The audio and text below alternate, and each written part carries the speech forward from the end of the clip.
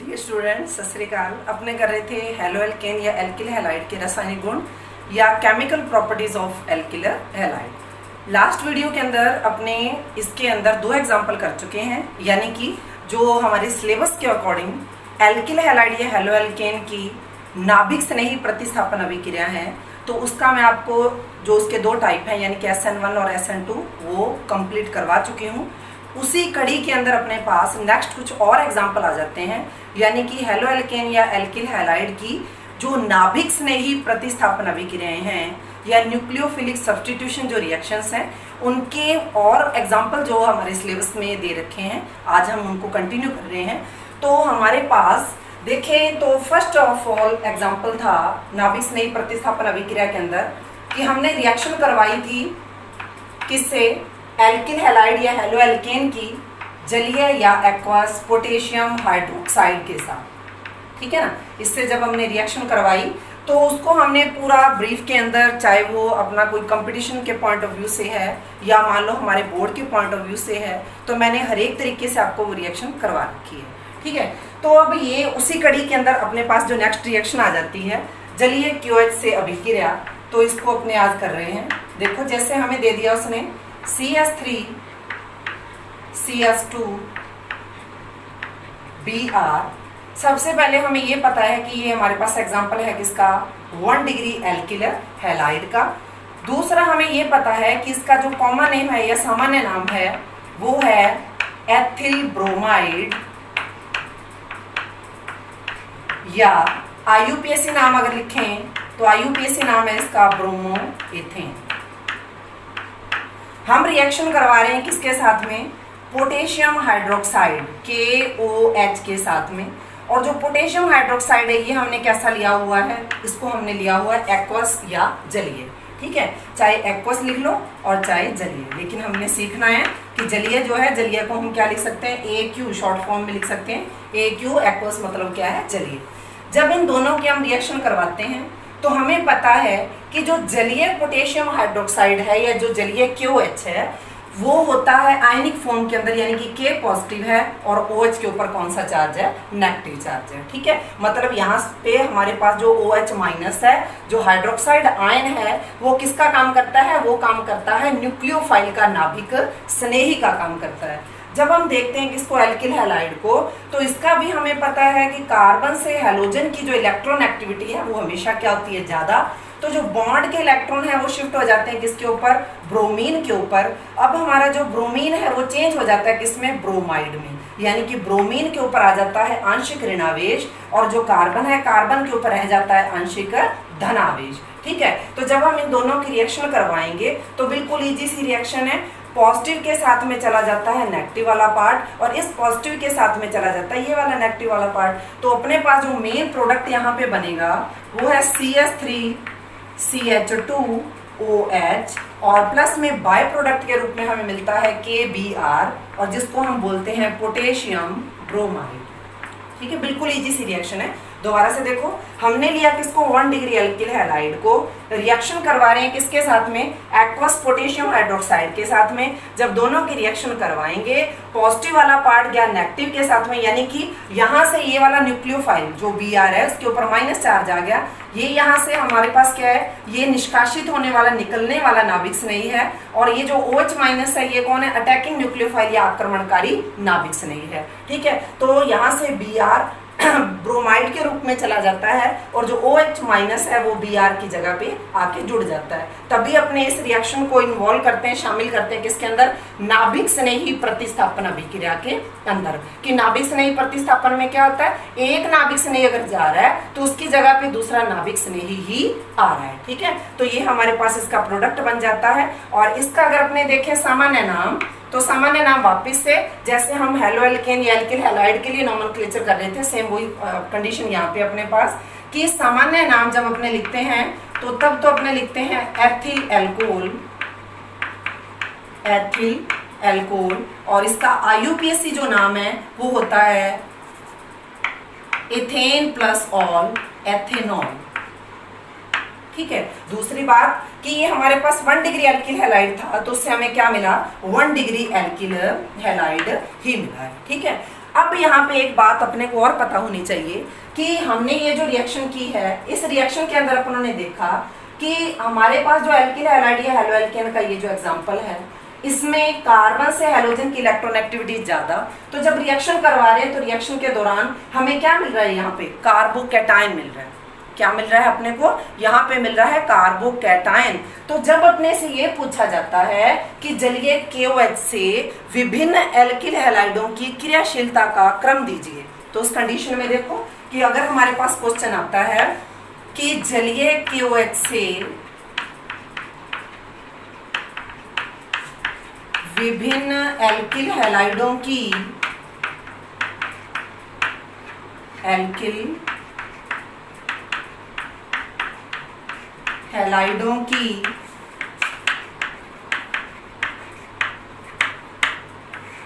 क्रियाशीलता का क्रम अगर पूछा जाता है, तो देखो अगर हैलोजन एटम सेम है, ठीक है, हम जैसे 1 डिग्री 2 डिग्री 3 डिग्री जो एल्किल हैलाइड है उनको अपने यहाँ पे लेते हैं, वो बहुत बार अपने कर चुके हैं, मतलब इतना तो क्लियर है कि हाँ हम उन्हीं को यहाँ पे लिखेंगे।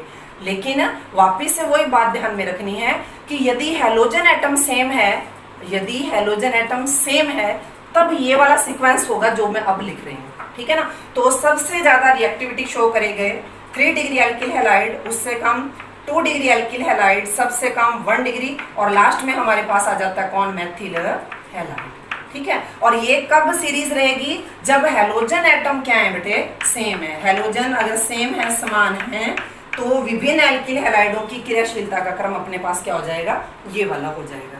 लेकिन अगर बाय द वे एल्किल समूह अपने पास समान है, यदि एल्किल जो समूह है, तो एल्किल समूह समान होने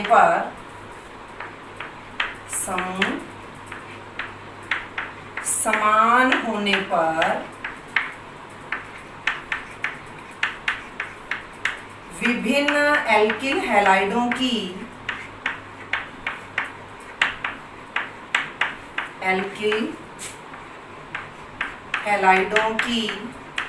रिएक्टिविटी या क्रियाशीलता का क्रम,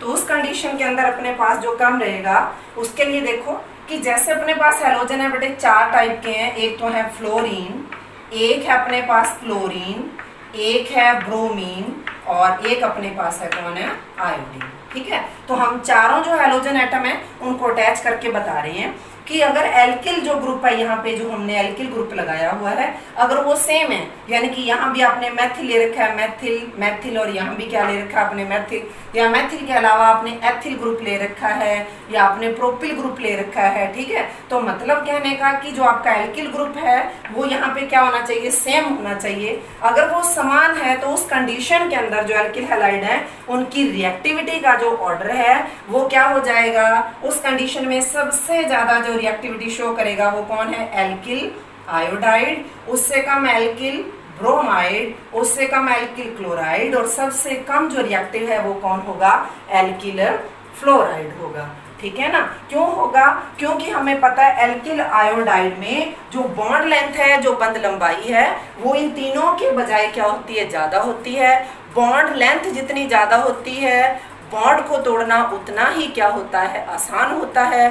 बॉन्ड जितनी आसानी से टूटेगा, उस केमिकल की, उस कंपाउंड की, उस अणु की जो रिएक्टिविटी है वो उतनी ही क्या होती है, ज्यादा होती है, ठीक है। तो ये तो हो गया अकॉर्डिंग टू सिलेबस। अब सिलेबस के अकॉर्डिंग एक लास्ट बात जो अपने को पता होनी चाहिए वो ये है कि देखो यहाँ हमने ये लिखा है कि जो 3 डिग्री एल्किल हैलाइड है उनकी रिएक्टिविटी सबसे ज्यादा है, ठीक है। पहले देखो कि इस रिएक्शन में हमने एल्किल हैलाइड की जब एक्वस पोटेशियम हाइड्रोक्साइड के साथ में रिएक्शन करवाई है तो हमें क्या मिल रहे हैं, हमें मिल रहे हैं एल्कोहल। इट मीन्स 2 डिग्री की करवाओगे तो भी क्या मिलेगा, एल्कोहल, 1 डिग्री तो भी एल्कोहल, है ना, यही बात है।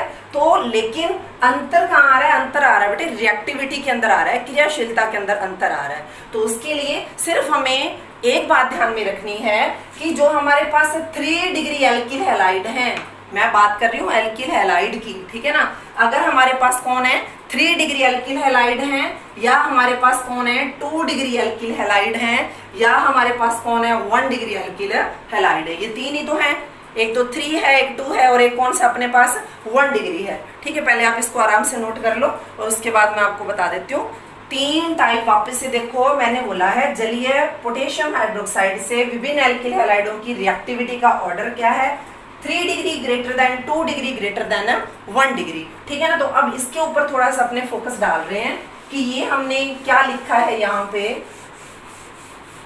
तो अगर मैं 3 डिग्री को यहाँ पे रिप्रेजेंट करती हूँ तो 3 डिग्री के लिए मैं इस तरीके से बना दूंगी structure CH3C, CH3, CH3, alkyl halide ले रहे हैं तो यहाँ कोई ना कोई क्या अटैच कर देंगे, हम हेलोजन एटम अटैच कर देंगे। 2 डिग्री के लिए CH3, CH, CH3 और यहाँ कोई हेलोजन एटम अटैच है, ये है 3 डिग्री, ये है हमारे पास 2 डिग्री, और यहाँ मैं लिख रही हूँ किसको, 1 डिग्री को, जो हमने ऑलरेडी एग्जांपल किया है अभी ये वाला। ठीक है ना। 3 डिग्री, 2 डिग्री, 1 डिग्री तीनों के एग्जांपल लिख लिए हमने।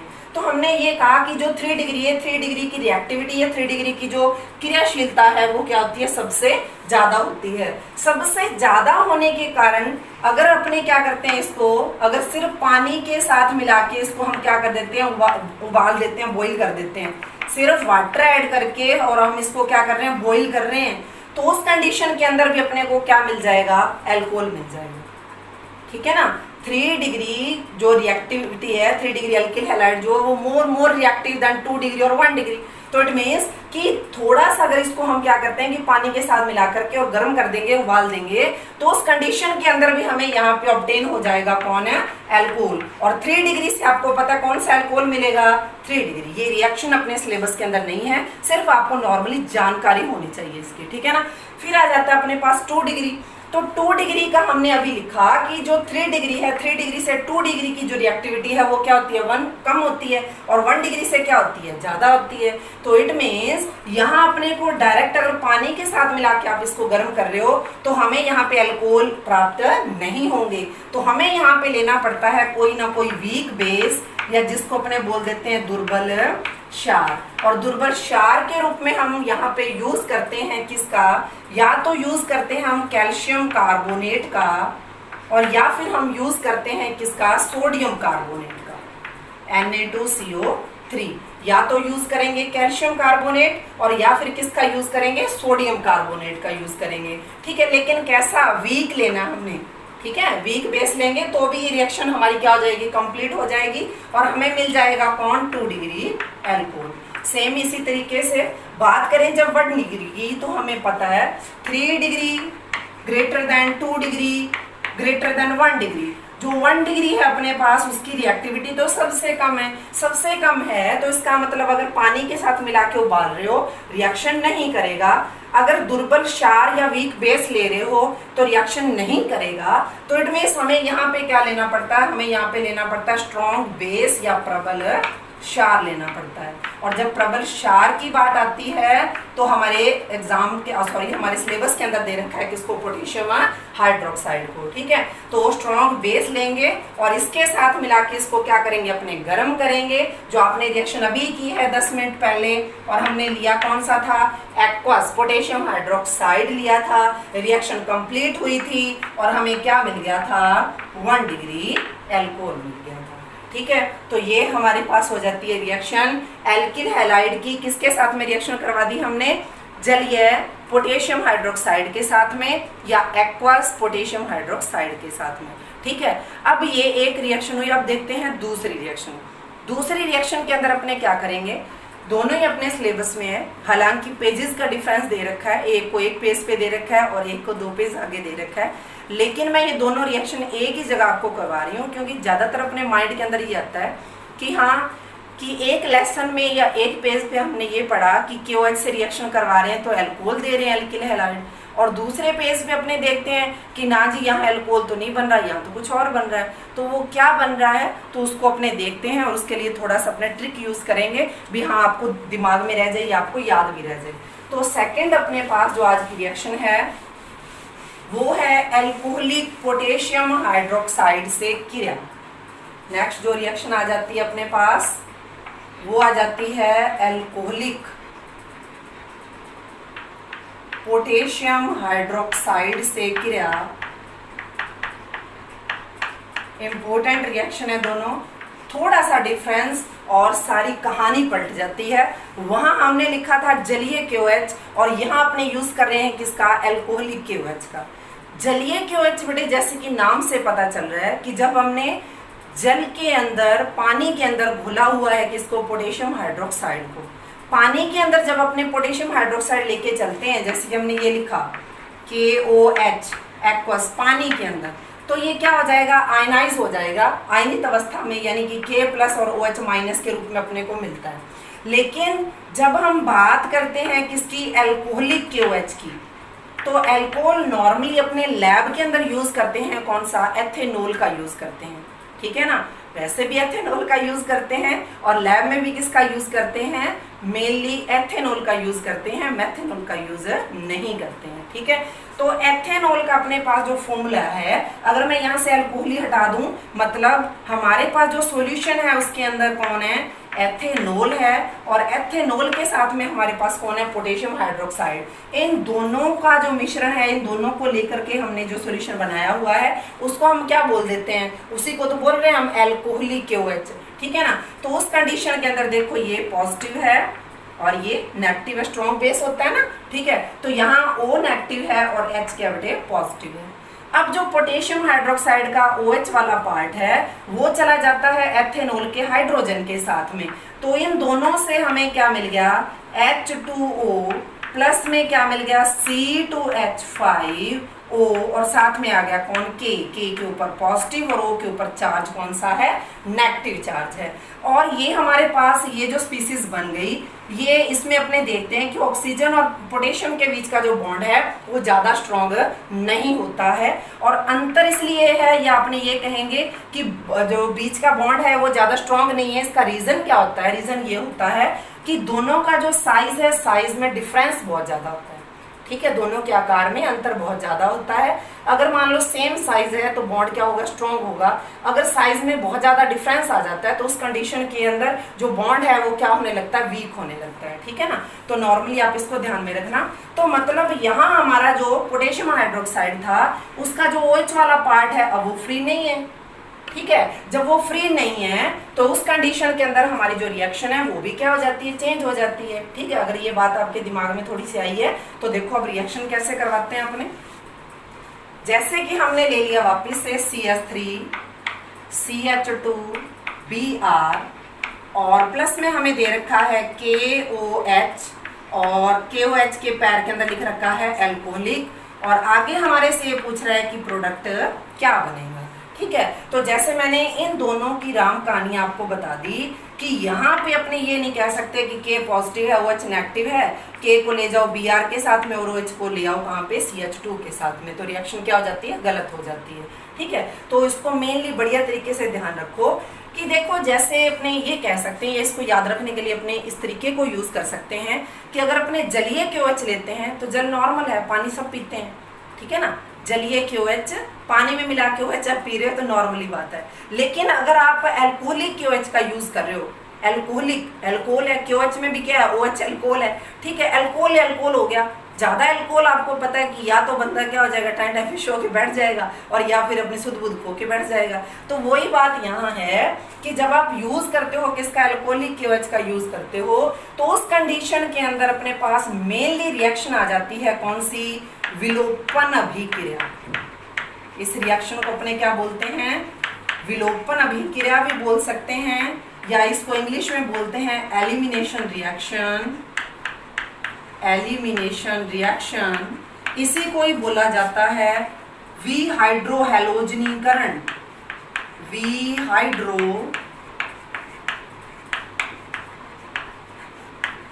हैलोजनीकरण, या इंग्लिश में इसको अपने बोल सकते हैं डिहाइड्रोहैलोजिनेशन। डिहाइड्रोहैलोजिनेशन, ठीक है। इतने सारे नाम हैं और रिएक्शन एक ही है। अब देखो होता क्या है, जब अपने एल्किल हैलाइड की पोटेशियम हाइड्रोक्साइड और वो भी कैसा, अल्कोहलिक या एथेनॉलिक के साथ में जब अपनी रिएक्शन करवाते हैं तो उस कंडीशन के अंदर इसकी जो स्ट्रक्चर है उसको हम इस तरीके से रिएक्शन करवाने के लिए सिंपल इस तरीके से शो कर देंगे, CH2 और यहाँ पे लगा हुआ है कौन, Br, चाहे यहाँ शो कर दो चाहे यहाँ पे शो कर दो। अब आप ध्यान रखो कि कोई भी फंक्शनल ग्रुप है अपने पास, चाहे अपने हेलोजन की बात कर रहे हैं चाहे अपने एल्डिहाइड ग्रुप की बात कर रहे हैं, मतलब कोई भी फंक्शनल ग्रुप चाहे कार्बोक्सिलिक है चाहे साइनाइड है, जो भी है, वो जिस कार्बन के साथ में अटैच होते हैं उस कार्बन को अपने बोलते हैं अल्फा कार्बन। कोई भी फंक्शनल ग्रुप जिस कार्बन के साथ में अटैच होता है उस कार्बन को बोला जाता है अल्फा, और अल्फा के साथ वाला जो कार्बन है वो होता है कौन सा, बीटा। ठीक है, तो जब जो अपने पास एथिल ब्रोमाइड है या कोई भी एल्किल हैलाइड है, जब उसने अल्कोहल पी ली तो उस कंडीशन में उसमें से भी क्या हो जाएगा, कुछ अणुओं का कुछ वहां से कुछ परमाणुओं का क्या हो जाएगा, विलोप हो जाएगा, वो गायब हो जाएंगे। ठीक है ना, मतलब इसने ड्रिंक कर ली तो उस कंडीशन में ये भी अपनी शुद्ध बुद्ध खोएगा और इसका कुछ हिस्सा यहाँ से क्या हो जाएगा, विलुप्त हो जाएगा, गायब हो जाएगा। होगा क्या, अल्फा से निकल जाएगा हेलोजन और बीटा से चला जाएगा कौन, हाइड्रोजन।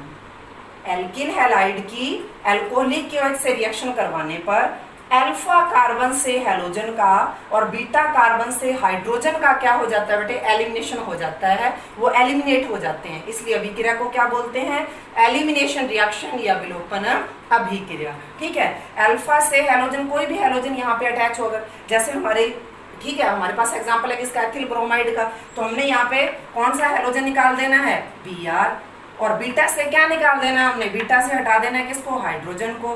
तो ये यहाँ से चले जाएंगे कौन, हाइड्रोजन और हेलोजन। इसलिए रिएक्शन का नाम क्या है, वी हाइड्रोहेलोजनीकरण, कि आप हाइड्रोजन को भी निकाल रहे हो और हेलोजन को भी निकाल रहे हो। ठीक है, हाइड्रोजन और हेलोजन दोनों को निकाल रहे हो तो रिएक्शन का नाम हो गया वी हाइड्रोहेलोजनीकरण। अगर आप ऐड करते तो नाम होता हाइड्रोहेलोजिनेशन या हाइड्रोहेलोजनीकरण, कि आप हाइड्रोजन और हेलोजन दोनों का एडिशन करवा रहे हो, लेकिन यहाँ आप दोनों को रिड्यूस कर रहे हो, दोनों को निकाल रहे हो, तो इसलिए हमने नाम दे दिया वी हाइड्रोहेलोजनीकरण। ठीक है, तो हमारे पास प्रोडक्ट क्या बनेगा, अब देखो इस मैथिल ग्रुप से आपने हाइड्रोजन रिड्यूस कर दिया तो यहाँ बच गया हमारे पास कौन, CH2। यहाँ से आपने हेलोजन को रिड्यूस कर दिया तो यहाँ भी क्या बच गया, CH2। वैलेंसी कर दो कंप्लीट, दोनों के बीच में क्या आ गया, डबल बॉन्ड आ गया, और फॉर्मेशन होगी किसकी, ये बन गया एथीन, और प्लस में बाय प्रोडक्ट के रूप में हमारे पास क्या बन जाएगा, बाय प्रोडक्ट के रूप में बन जाएगा HBr, हाइड्रोजन ब्रोमाइड। ये वाला H और Br हाइड्रोजन ब्रोमाइड। और बढ़िया तरीके से समझना हो तो कैसे कह सकते हैं हम इसको, कि यहाँ कार्बन से हेलोजन की इलेक्ट्रॉन एक्टिविटी ज्यादा है, जब ये बॉन्ड टूटा तो ब्रोमीन यहाँ से जाएगा किसके रूप में, ब्रोमाइड के रूप में जाएगा। जब ब्रोमाइड के रूप में जाएगा तो उस कंडीशन में इस कार्बन के ऊपर कौन सा चार्ज आ जाएगा, पॉजिटिव चार्ज आ जाएगा। ठीक है, उस पॉजिटिव चार्ज को न्यूट्रल करने के लिए यहाँ पे एक तरीके से क्या होता है, यहाँ होता है अनुनाद, मतलब ये जो हाइड्रोजन है ये हाइड्रोजन निकल जाएगा यहाँ से किस रूप में, H प्लस के रूप में, और जो बॉन्ड के इलेक्ट्रॉन है वो शिफ्ट हो जाते हैं किसके बीच में, कार्बन और कार्बन के बीच में। दोबारा से देखो, ये जो ब्रोमीन है ये निकल गया यहाँ से किसके रूप में, ब्रोमाइड के रूप में। ब्रोमाइड के रूप में गया तो इस कार्बन के ऊपर कौन सा चार्ज आ चुका है, पॉजिटिव चार्ज। इस पॉजिटिव चार्ज को न्यूट्रल करने के लिए क्या होगा कि साथ वाला जो बीटा कार्बन है, बीटा कार्बन से हाइड्रोजन निकल जाएगा किसके रूप में, H प्लस या प्रोटॉन के रूप में, और कार्बन और हाइड्रोजन के बीच के जो बॉन्ड के इलेक्ट्रॉन हैं वो शिफ्ट हो जाते हैं कहाँ पे, कार्बन और कार्बन के बीच में। तो ये बॉन्ड यहाँ से जा चुका है, ये बॉन्ड भी यहाँ से जा चुका है, मतलब यहाँ आ गया ना, शिफ्ट हो गया, तो क्या बन गया, CH2 डबल बॉन्ड CH2, और फॉर्मेशन हो जाती है किसकी, एथीन की। अब अगर अपने को ये तो मान लो कि हमने 1 डिग्री एल्किल हैलाइड का एग्जांपल लिया है, अगर 1 डिग्री का एग्जांपल ना हो, मान लो कि हम यहाँ पे मैं लिख देती हूँ जैसे अदर एग्जांपल,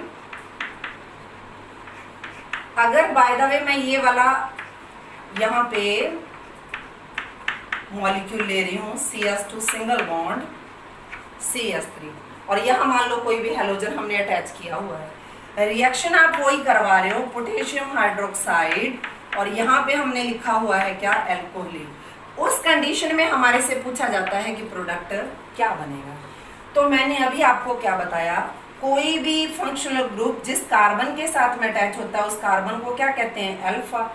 तो उसके साथ वाला क्या होता है, बीटा। तो ये भी अल्फा के साथ है, मतलब ये भी कौन है फिर, बीटा।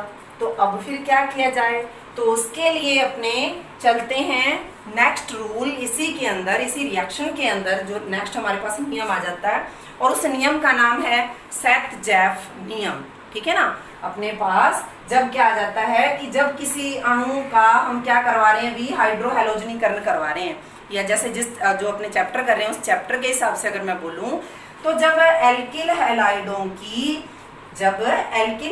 की एल्कोहलिक पोटेशियम हाइड्रोक्साइड से अभिक्रिया करवाई जाती है, और उस अभिक्रिया में एक से अधिक एल्कीन बनने की संभावना हो, तो उसके लिए अपने पढ़ते हैं कौन सा नियम, सेथ-जेफ का नियम। अब वो जो सेथ-जेफ का नियम है वो है क्या, तो उसको अपने देखते हैं।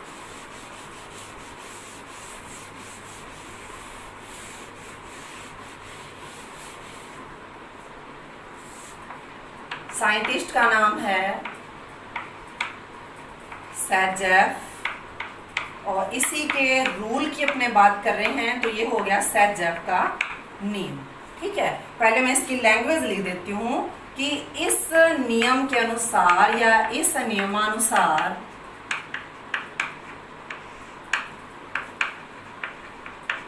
जब एल्किल हैलाइड की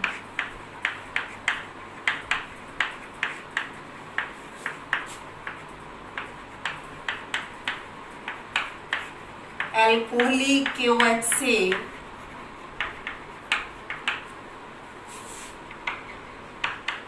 रिएक्शन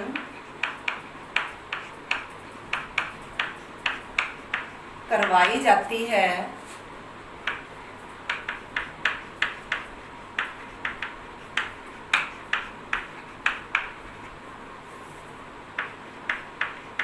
तो बनने वाले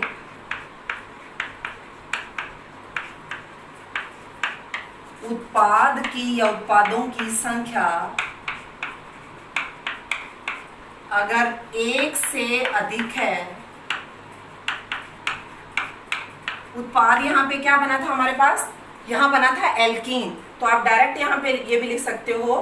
तो यहाँ जब रिएक्शन करवाई जाती है तो बनने वाली एल्कीनों की संख्या, ठीक है ना, क्योंकि आपको पता है कि यहाँ पे प्रोडक्ट क्या बन रहा है, तो प्रोडक्ट की जगह आप क्या लिख सकते हो, एल्कीन भी लिख सकते हो, की संख्या अगर एक से अधिक है तो वह एल्कीन अधिक मात्रा में बनती है, अधिक मात्रा में बनती है, जिसमें द्विबंधित कार्बन से जुड़े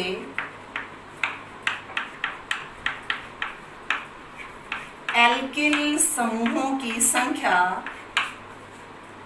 एल्किल समूहों की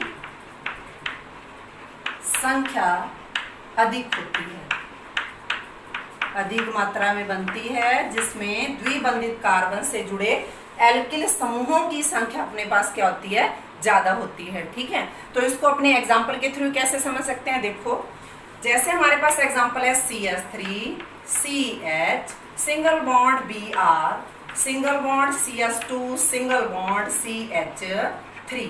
ठीक है, सामान्य नाम इसका क्या है हमारे पास, सेकेंडरी ब्यूटिल ब्रोमाइड, या अपने कह सकते हैं द्वितीयक ब्यूटिल ब्रोमाइड। रिएक्ट करवा रहे हैं हम किसके साथ में, पोटेशियम हाइड्रोक्साइड, और लेना है कैसा, एल्कोहलिक, क्योंकि एल्कोहल पी के क्या करना है, विलोप करना है, कुछ गायब करना हमने। ठीक है ना, तो उस कंडीशन के अंदर वापिस से अल्फा से निकल जाता है कौन, हेलोजन, और बीटा से निकल जाता है कौन, हाइड्रोजन। तो अपने पास ये बेटे ये वाला जो कार्बन है ये कौन सा है, ये है अल्फा, और इसके साथ वाला जो है ये कौन सा है, बीटा। लेकिन ये बीटा है तो ये भी कौन है फिर, ये भी बीटा है। तो हम इनको डिफ्रेंशिएट करने के लिए, अलग अलग शो करने के लिए, एक को हम बीटा मान लेते हैं और एक को बीटा डैश मान लेते हैं। ठीक है, तो जब हम रिएक्शन करवाएंगे तो इसका मतलब हमारे पास कितने प्रकार के प्रोडक्ट बनेंगे, यहाँ प्रोडक्ट के चांसेस हो गए कितने, 2 प्रकार के, यानी कि 2 प्रकार के उत्पाद बनने की संभावना है। फर्स्ट में अपने क्या लेते हैं, अल्फा ले लेते हैं और ये वाला बीटा ले लेते हैं। ठीक है।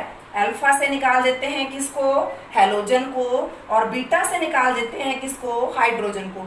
इसका हमने यहाँ पे कुछ भी इन्वॉल्व नहीं किया हुआ है, इसको नहीं शामिल किया हमने लिया है ये वाला अल्फा और ये वाला बीटा। तो प्रोडक्ट क्या बना, CH3, यहाँ पे CH, ये Br निकल गया किस रूप में, ब्रोमाइड के रूप में, मतलब इलेक्ट्रॉन लेके चला गया। यहाँ से जो हाइड्रोजन है वो हाइड्रोजन निकल जाएगा किसके रूप में, H+ के रूप में। तो जो बॉन्ड के इलेक्ट्रॉन है वो कहाँ शिफ्ट हो जाएंगे बेटे, कार्बन और कार्बन के बीच में। तो प्रोडक्ट बन जाएगा हमारे पास CH3 CH double bond CH single bond CH3।